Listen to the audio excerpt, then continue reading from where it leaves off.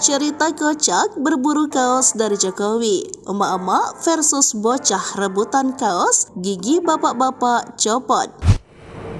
Beragam peristiwa unik dan kocak terjadi selama kunjungan kerja Presiden Jokowi di Sultra. Terutama saat momen Jokowi serta Pas Pampres membagikan kaos berwarna hitam bergambar wajah Jokowi. Warga tak peduli usia saling berebut kaos dari orang nomor satu di Indonesia itu. Ada bocah yang menangis karena kaos dari Jokowi direbut bapak-bapak. Ada juga bocah ngomel karena kaos dari Jokowi direbut emak-emak. Tapi tak kalah lucu, ada bapak-bapak yang giginya copot karena berebut kaos Jokowi.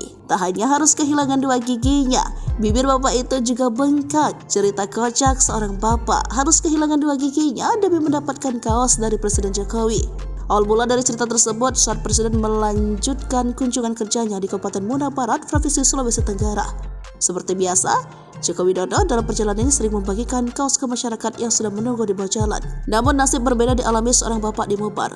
Bukan mendapatkan baju kaos dari Presiden, malah giginya copot saat merebut baju. Dalam video diterima, tribunnyusultra.com, bapak tersebut harus merelakan giginya saat kunjungan Presiden. Mulanya Presiden Joko Widodo melemparkan bingkisan baju di wajah bapak tersebut. Sontak, warga yang ada di sekitarnya berbuat mengambil baju tersebut.